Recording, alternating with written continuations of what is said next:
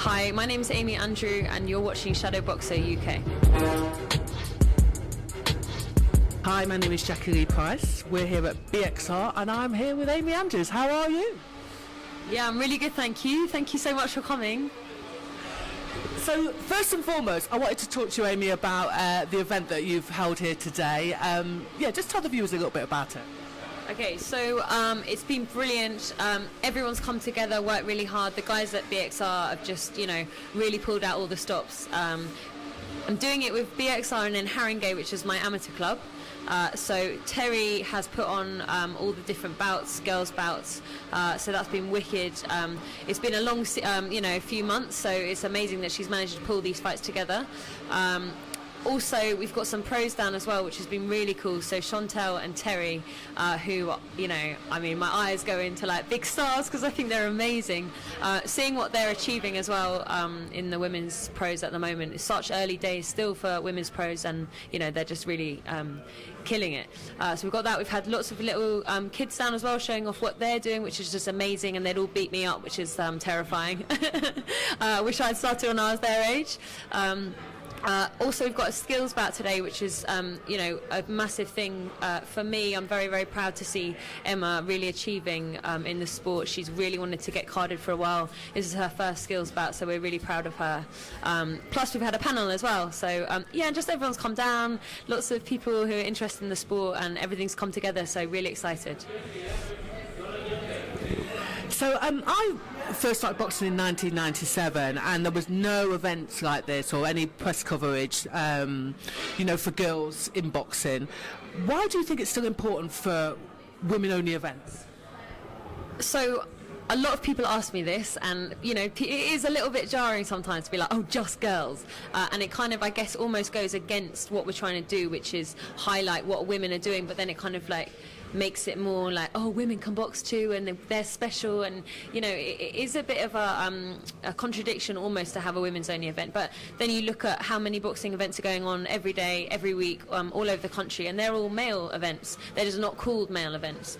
So what we wanted to do today was highlight what women are doing in boxing. So they've been boxing for 20 years or so. Obviously they've been boxing for longer, but in terms of it's been, amateur boxing's been legal. Is legal the right term? I'm not sure. Anyway, but we wanted to show how amazing the skills are that are going on at the moment, how there's huge leaps and bounds that have been taken, and just really show off what women are doing in the sport. So I guess the idea for today was not to be like, oh, women can box too, but just show off what everyone's getting up to at the moment. But equally, it was to raise money, though, wasn't it, for your boxing club at grassroots level? Yeah, so another thing that we're doing, so there's a thing called This Girl Can Box. Terry Kelly's been in charge of it from very early days, and that's been about really creating opportunities for women to progress in the sport at a grassroots level. So obviously our GB team are doing very well. The GB team, female GB team, the England team, they get good support, and that's brilliant. But, the girls that are going to come up to be the next stars, that's what we want to kind of promote. So obviously we have the next stars, but also just people who enjoy boxing too. So we don't want it just to be just about the next Nicola Adams or the next Chantel Cameron. We want it also to be about people who take part in the sport, and for there always to be opportunities for them to maybe working towards a fight. They might not be the next star, but they also want to be competing. So This Girl Can Box, which is what we're raising the money for today, is about sparring days, is about training days, and so maybe there might only be one girl in a gym. She might not get sparring very often, or it might be hard for them to find her a fight. So that's what this is all about.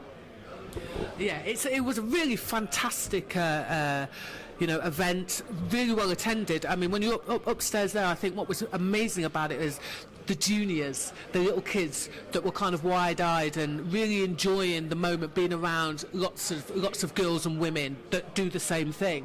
So let's talk about you for a second. So you started boxing about 4 years ago. What inspired you to start boxing?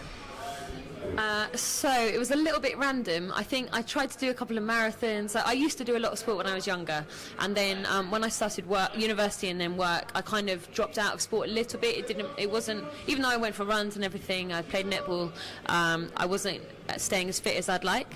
So I signed up for a couple of marathons, ended up just being in the pub still. I just kind of went and did the marathons anyway. But then I saw boxing. I was like, I have to definitely train if I do a fight, because obviously someone's going to be punching me in the face. So I signed up to a charity fight just to get fit, really. And then I was absolutely hooked. Absolutely loved it.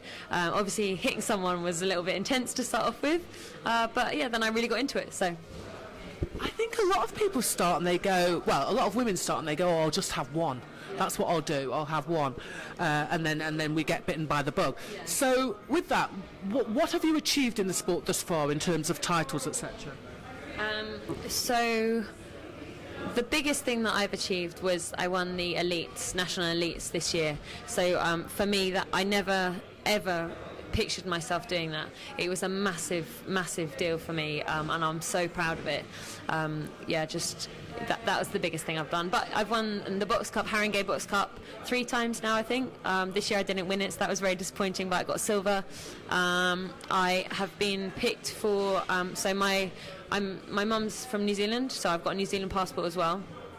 So I have been boxing over there too, and I got picked for their international team.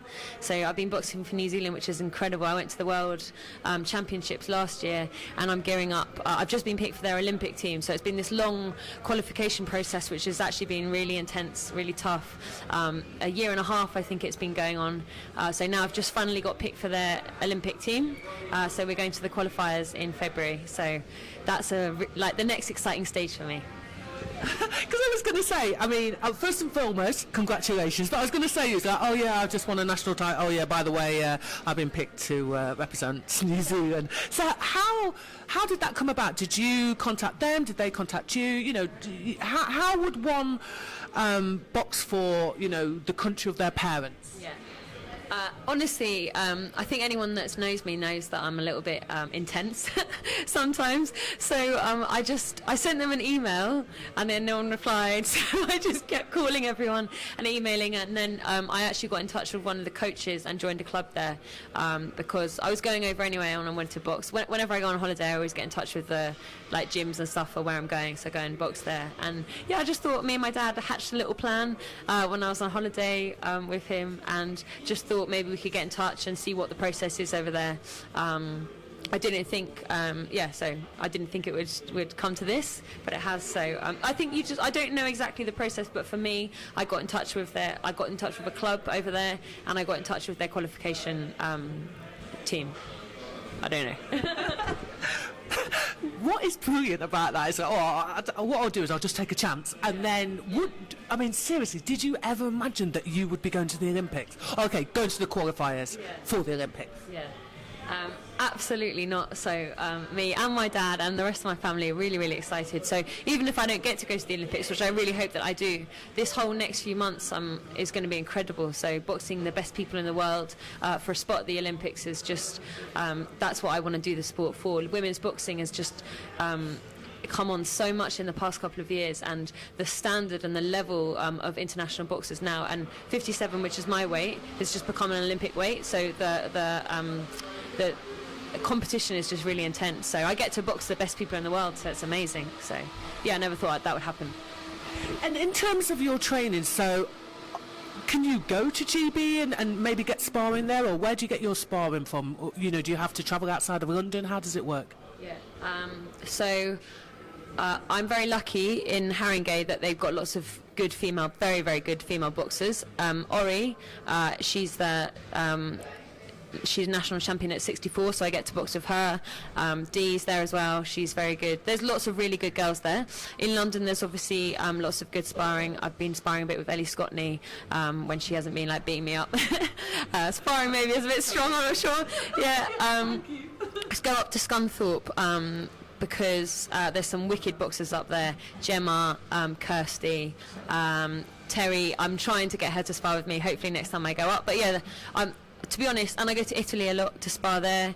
Have mouth guard, will travel type vibe. Anyone who'll spar with me, I'll spar with. So I think that's where I've managed to improve a lot in the short space of time that I've been boxing, is that I get in the ring with anyone. I really try and put myself in positions where I have to I am sparring with people who are much better than me, or in situations that are quite uncomfortable, so that hopefully I'll learn and push myself to be better. So that is a message to anybody who wants to push themselves forward in, they've got a goal, and sometimes you don't take the easy road, and you're most certainly not taking the easy road, so I really respect you for that. So talking about, we were having a chat earlier on about the whole sort of Ruiz and AJ thing, and I guess there's something that I really wanted to kind of talk about, is like the mental side of boxing. Do you work on that, or what are your sort of thoughts firstly on the AJ and Ruiz fight, and then we'll talk about the kind of mental side? So we were actually talking before about self-sabotage, and I guess being in a position where you're doing well and then kind of not knowing quite how to handle that. And so I guess with AJ and Ruiz, we were saying like he maybe didn't know quite what to do with his newfound status of being like world champion, and I think a lot of people do find that. A lot of people are very comfortable with it. They fought for it, they've got there, and they really settle down and kind of settle into that position. For me, I have found that because this has all happened so quickly, I started off as a hobby, and then obviously I got addicted and obsessed with it, but 1 minute I'm a club boxer and the next minute I'm boxing internationally against people who are the best in the world. And I guess I don't see myself, even though I'm national champion and I'm best in New Zealand as well, so there's like 2 countries where I'm number 1, I'm like, oh, but it's probably, maybe, I don't know how that happened, like maybe it was someone was sick on the day or something, I don't know what happened. So seeing yourself as your potential and your ability, I think, is a massive thing in boxing. There are lots of really good people out there. The difference is mental. So I think you have, you can look across the board in England and see there's incredible boxers, and there's not really that much difference in their abilities, but some people are very sure of themselves. They're confident to go in and do that, aggressive style, or they're confident in their style, and then they perform on the day or in the ring, and so that's what you need to be better than everyone else. And I guess that's something that I'm working on. I've got a sports psychologist now, which is absolutely brilliant, and it's really helped me understand a bit more about what I'm taking into the ring, how I can be really confident about the things that I am doing. And one of the things that he's talked to me about is chimp. By the way, they're called chimp, and they're wicked, and they're all about looking at the facts. So what are you? I'm very, very fit, I'm very good at this, I'm very good at that, but how do you know you're good at that? And then you actually kind of say, oh, because I did this test and my fitness test is like 100 out of 1, so I'm wicked at fitness. And then, but just looking at the facts and being, because boxing, as we were talking again earlier about it being a spectator sport, so it's very like one person will say this and the other person will say this, so it's kind of a difficult sport to judge. So it's not like a 100-meter sprint where you're like, oh, this is my particular time. So it's very one day you might feel like this and you might think that you perform like that. It's very like mental and emotional, so it's a difficult sport sometimes to kind of get a grip of, but that's, I guess, why it's so addictive and so fun. And just in terms of the AJ fight, did you what were your thoughts on that? I absolutely loved it. I was hooked from the start. I loved how he moved, how he was so switched on. A lot of people, I think, maybe said that it was a bit boring, and I can understand that, because maybe he didn't do as much as people want him to do, but I loved how every single second of that fight he'd prepared for. You could see as soon as something happened, he'd already prepared for that, and he was in the position ready to throw out. His footwork was on point. He was very, very switched on, and that was really inspiring to see someone bounce back from obviously feeling pretty shit about the world and his last performance, and being a bit shaken as well, because he was up there and he was brought down a couple of pegs by somebody, which is what happens in boxing, and then for him to perform like that in front of so many people, and it was just amazing. I really enjoyed it. It's interesting. I think boxing people were kind of like, it's a great bout. You understand? Because they kind of know that it's hit, not get hit. I suppose the paying public wanted to see blood and guts, so I kind of see both sides of the story, but I thought he did what he needed to do to win, to be fair. And just again, going back to the sort of mental point, he looked so different going into this fight than he did previously. I mean, what's lovely is that you've kind of admitted that there's a there's a fear factor, I suppose, of, okay, you get to the top and then what do I do now? How important is it, even from like grassroots stage, to sort of conquer those thoughts? I think that's what it's all about. I think that's why boxing is gives so much to people, is that you're really like face yourself, face your fears, face your your. I'm not a very confident person, I would say, in a lot of ways, and boxing is helping me to kind of face that and be more confident in myself. And I guess once you achieve that and you go out and you can kind of really back yourself, especially as a woman. And I know it's like, it's hard to be like, oh, women are like this, men are like this, because it's the same. Like, there are a lot of men who aren't confident and also find boxing as a way to help them. But fundamentally, I think why women really gravitate towards the sport is that it's one of the, like, we're not brought up to be like, yes, I'm the best, but you can go in there and you can learn and you can really have confidence in yourself and learn that and enjoy it as well. So. What's interesting, Amy, is that there are so many women that are champions that go, oh my God, I'm actually quite good at this, which I'm just like, really? But yeah, you're right. I think that we're not, it's a little bit more accepted these days that women fight, but we're not supposed to be aggressive, etc., are we? So yeah, I think it's amazing how the sport has really grown, and I think it's amazing that you are open and honest about that you don't always feel 100% confident, because let's be honest, none of us do all the time. If we did, then you're a liar. But what is amazing, so tell me about your past life. You used to be a journalist, didn't you? Yes, I did, for about 10 years. So I started off in the local paper route. So I was local paper at Seven Oaks Chronicle for 3 years, I think. I absolutely love being a journalist. I really enjoy talking to people, hearing their stories. It's a really tough industry, though, because when I started, I think it was 2008, so the recession had hit. There was barely any jobs, no money in it, and everyone was acting like they did you a favour to get a job. But I absolutely loved it, and I learnt so much from it. I did it for about 10 years, as I said, and then I was ready to move on, look for something else, and I guess that's when boxing sort of came into my life. I worked at Sport England for a bit on the This Girl Can campaign, which was brilliant, absolutely loved it. But again, I think I was ready really to step out of the office lifestyle. It was never really for me anyway, and I love being a coach now, so I think that's definitely something that once I finish boxing that I want to do more of. It must have been quite ruthless, though, surely. Yeah. Well, what, being a journalist or changing career? Oh yeah, so I worked at the Mail Online, which was it was a brilliant place to work, very competitive, lots of incredible people there.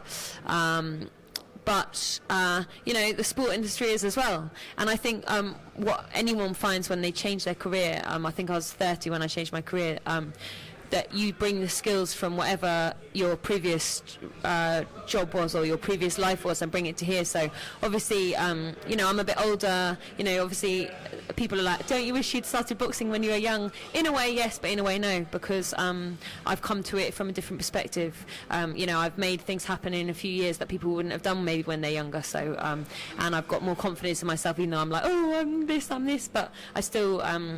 I think I've got a level of like self-assurance that maybe I wouldn't have as if I was younger. So I agree, and to be honest with you, I think what will happen now is there will be people that will watch this, Amy, and go, oh my gosh, that's amazing what she's achieved in that short space of time. It's like an AJ story, really, isn't it? Oh, well, I really love it. I think that's the thing, that as soon as I started boxing, I realised it was something that I really enjoyed. It's the first thing really that I've chosen. You kind of find yourself doing this job and this job and this job, and once I found boxing, it was something that I really, really just fell in love with. So I've just chased it really, and yeah, that's it. So, okay, so you're going to get Christmas out of the way, I'm sure, but then I'm guessing that you have to start training for, did you say February was the... Yes. Talk to me about that. Yes, so I was injured before, so I'm back into my training now, ready for February. So that's the Asian qualifiers. So New Zealand and Australia are part of the Asia group. So that's in China on, I think, the 3rd or 4th of February. So we've got a few different camps next month. Over Christmas, sadly, I won't be eating loads of roast potatoes. Okay. So yeah, I'm training hard from now really. I've just obviously had the fight at BXR at the weekend, which was a good kind of like stepping stone to see where I am. So February's in China, and then we've got the World Championships in Paris in May for if you don't qualify through your area. So those two things I'm looking forward to. It's really exciting. So yeah. It really is exciting. And what will happen? Do you go to New Zealand and you'll stay there for a while, or what will happen? So next month we're going to Thailand to train with them and do a camp there. So I'll be there pretty much most of January, and then we go straight to China. And then after that, I think we're doing camp in the US. We're actually doing camp in GB, I think, as well. So I'll be able to visit my mum and dad. And then, yeah, so I think it's pretty busy from now onwards. So BXR have been incredible, very, very supportive of me and relaxed about me being here when I'm here and working. And then also very supportive of my Olympic journey as well. So when I'm away and stuff, they're sponsoring me, which is really cool. And that's one of the most important things that an athlete can have, is sponsorship. So I'd like to wish you all the best. Enjoy Christmas, even though you're not able to eat hardly anything, but enjoy Christmas, and hopefully we can have a chat when you get back from your camps. Thank you very much for giving us your time. Thank you so much. Really appreciate it. Thank you very much for coming along today. It means the world to us, so thank you. If you like this video, please go ahead and give it a thumbs up. If you're not a subscriber of Shadowboxing UK, we'd love to see you, so please go ahead and subscribe now.